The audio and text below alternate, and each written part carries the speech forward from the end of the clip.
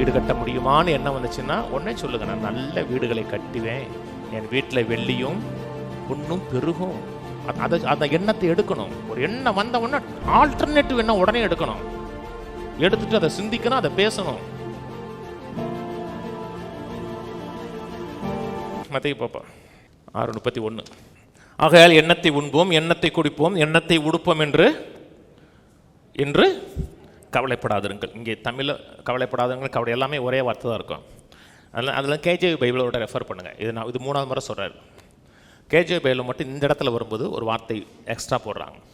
மற்ற எல்லா இடத்துலையும் டேக் நோ தாட்ன்னு இருக்கும். இந்த இடத்துல டேக் நோ தாட் சேயிங்னு இருக்கும்.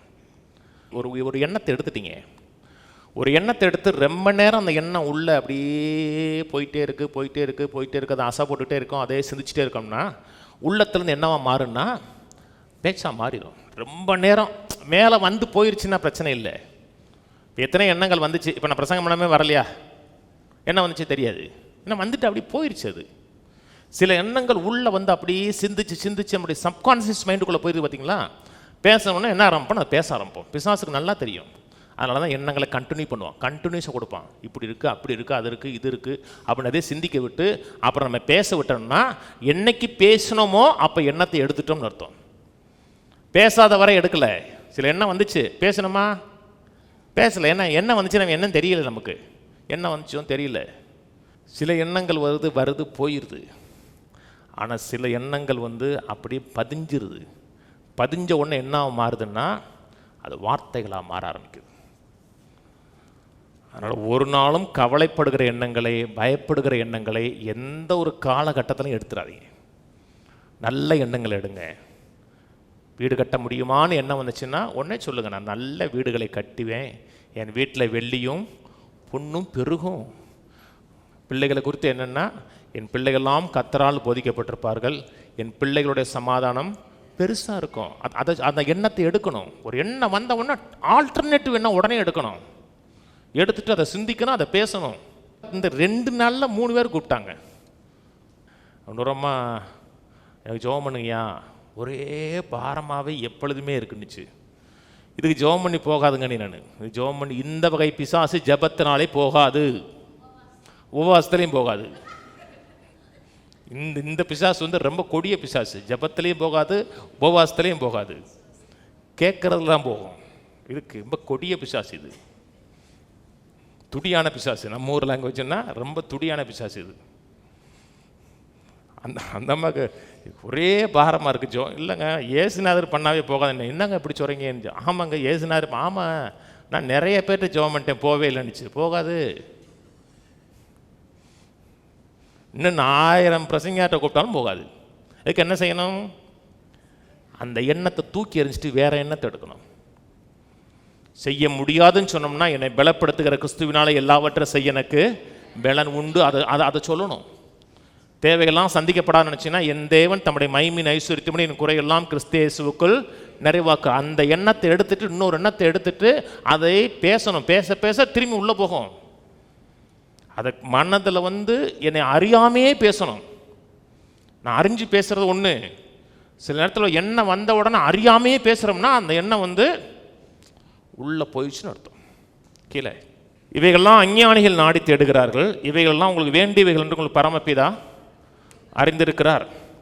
முதலாவது தேவனுடைய ராஜ்யத்தையும் நீதியும் தேடுங்கள், அப்பொழுது இவைகள்லாம் உங்களுக்கு கொடுக்கப்படும். இங்கே பேசுகிற கான்டெக்ட் தான் முக்கியம். ராஜ்யத்தை தேடுங்க, ராஜாவுடைய எண்ணத்தை தேடுங்க, ராஜாவுடைய ஆளுகை தேடுங்க. நீங்கள் எந்த எண்ணத்தை எடுக்கிறீர்களோ அந்த ஆளுகைக்கு உட்படுகிறீங்கன்னு அர்த்தம். நான் சொன்னது புரியுதுங்களா? ஒரு எண்ணங்கிறது அது உங்களை கவர்ன் பண்ணக்கூடிய ஒரு ஆற்றல், உங்களை அரசாளக்கூடிய ஒரு சக்தி. கர்த்தருடைய எண்ணங்களை எடுக்கிறீங்கன்னா கர்த்தருடைய ராஜ்யத்துக்கு உட்படுகிறீங்கன்னு அர்த்தம். ராஜாவுடைய எண்ணத்தை எடுக்கிறீங்கன்னு அர்த்தம். ராஜாவோட எண்ணத்தையும் ராஜாவோட வார்த்தையும் எடுக்கிறீங்கன்னு அர்த்தம். தேவனுடைய முதல்ல அவர் ராஜ்யத்தையும் அவருடைய உண்மைத்தன்மையும் நீதி எடுங்கள், அப்பொழுது இந்த உலக மனுஷன் தேடுற அத்தனை உங்களுக்கு கூட கொடுக்கப்படும். அடுத்து ஆகையால் நாளைக்காக, இது 4வது முறை சொல்கிறாரு. 4வது முறை சொல்கிறாரு. நாளைக்காக முதல்ல எண்ணத்தை புசிப்போம், எண்ணத்தை குடிப்போம், எண்ணத்தை உடுத்துவோன்னு கவலைப்படாதீங்க. நாளைக்காக வருகிற எண்ணங்கள் எடுக்காதீங்கன்னாரு. நீங்கள் கவலைப்படுகிற பெரும்பாலும் எண்ணங்கள் இது எதை குறித்து கவலைப்படுறீங்க? பெரும்பாலும் ஃபியூச்சராக தான் இருக்கும். இன்னைக்கா நீங்கள் கவலைப்பட்டீங்களா? இன்னைக்கா நம்ம கவலைப்படும். இன்னைக்கு என்ன பண்ண போகிறோம்? இது போன உடனே ஏதோ ஒன்று ஒரு பரோட்டாவோ ஒரு தோசையோ மிச்சி போட்டு சாப்பிடணும், அவ்வளோதான். அதுக்கு மேலே நம்ம அதுக்கு மேலே சிந்திக்க மாட்டோம். நம்ம அது கவலையா? அது கவலை கிடையாது. எதிர்காலத்தை குறித்து என்ன உண்டாகுதுன்னா கவலை உண்டாகுது. நாளைக்காக கவலைப்படாதீங்க. நாளைக்காக கவலைப்படாதீங்க. நாளைக்காக இன்னைக்கு கவலைப்பட்டீங்கன்னா இன்னைக்கு தேவன் கொடுத்த கிருபை இன்னைக்கு வீணாயிரும். நீங்கள் ஒரு காரியத்தை வந்து கவலைப்படுறீங்கன்னா இன்ஆக்டிவாக மாறிடுவீங்க. எப்பப்பெல்லாம் நீங்கள் கவலைப்படுறீங்களோ அப்போல்லாம் நீங்கள் செயல்படாத ஆளாக இருப்பீங்க. கவலைப்படாதவன் தான் துரிதமாக செயல்படுவாங்க. கவலைப்படுகிறவன் இன்ஆக்டிவாக இருப்பான். நாளைக்காக கவலைப்பட்டோம், அப்போ இன்னைக்கு என்னாச்சு? இன்னைக்கு வீணாச்சு. இப்போ இன்னைக்கு செய்ய வேண்டியது நாளைக்கு சேர்ந்துருக்கும். நான் சொல்கிறது புரியுதுங்களா?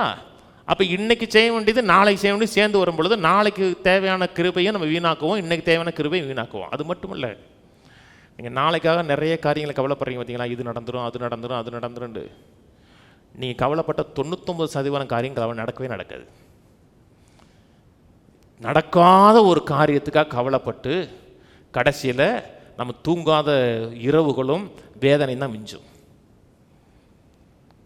நாளைக்கு இன்னைக்கு என்னவோ, இன்னைக்கு உங்களுக்கு என்ன செய்ய சொல்லியிருக்கிறாரு அதை செய்யுங்க. இன்னைக்கு கர்த்தரை நம்புங்க, கர்த்தருடைய வார்த்தையை நம்புங்க.